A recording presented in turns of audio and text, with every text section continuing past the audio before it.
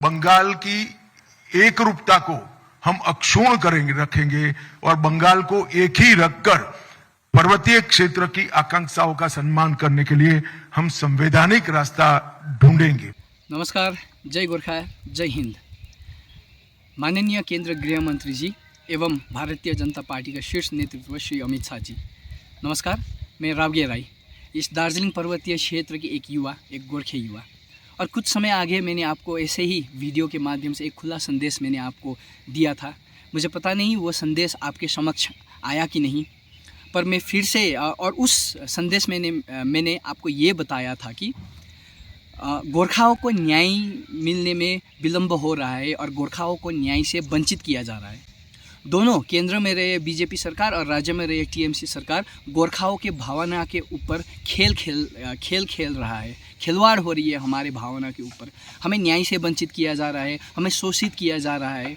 तो ये संदेश मैंने आपको दिया था। अभी के लिए गोरखाओं का स्थिति ऐसे है कि आगे कुआ पीछे खाई, दोनों से ही हमें न्याय नहीं मिल रहा है। तो ये मैंने आपको बताया था। तो आज फिर से मैं ये दार्जिलिंग पर्वतीय क्षेत्र के ये चाय बागान के बीच में से मैं आपको फिर से एक खुला संदेश देना चाहता हूँ। वो क्या है, देखिए, कुछ दिन आगे हमने आपके पत्रकार सम्मेलन हमने सुना, हमने देखा और हम सोच ही रहे थे कि इस बार किन मुद्दों में भाजपा हमारे गोरखाओं को वोट देने की अपील करेंगे।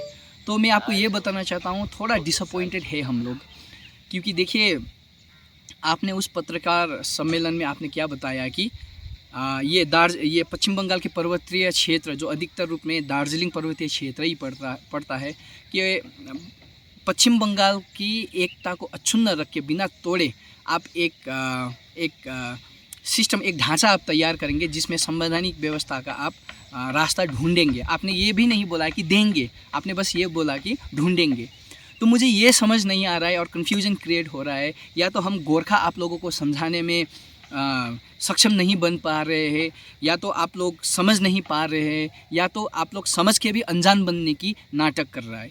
तो आज तक 2008 से आज तक गोरखा जाति बीजेपी को इसीलिए वोट दे रहे हैं, बीजेपी के साथ में इसीलिए खड़ा है क्योंकि हमारा एक ही मांग है और वह है एक अलग राज्य, गोरखाओं के लिए एक अलग राज्य।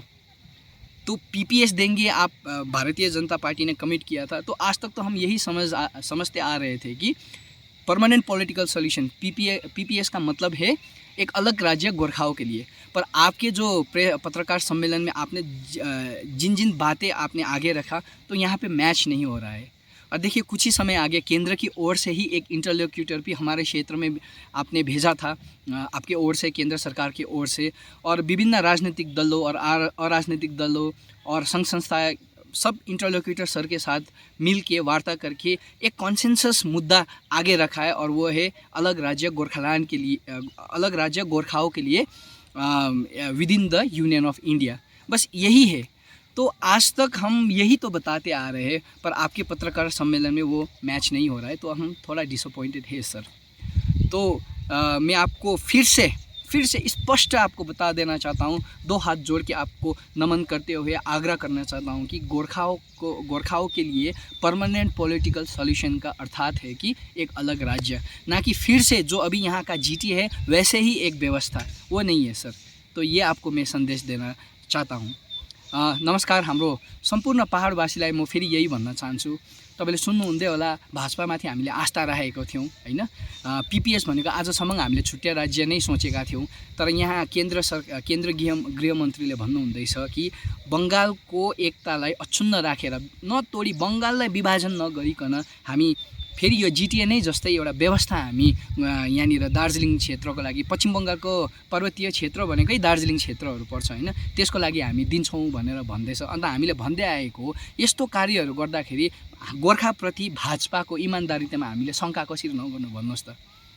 भोट के भनेर माग्दैछ अहिले भाजपाले, हामी यहाँनिर ग्राउन्डमा अर्कै कुरा छ, तर माथिल्लो तहबाट के भन्दैछ भन्दाखेरि चाहिँ हामी बङ्गाललाई नछुट्याइकन, बङ्गालको एकता, बङ्गाललाई विभाजन नगरी बङ्गालको एकतालाई अक्षुण्ण राखेर, बरकरार राखेर हामी यो क्षेत्रको लागि एउटा व्यवस्था हामी खोज्छौँ, दिन्छौँ पनि होइन है, खोज्छौँ भनेर भन्दैछ।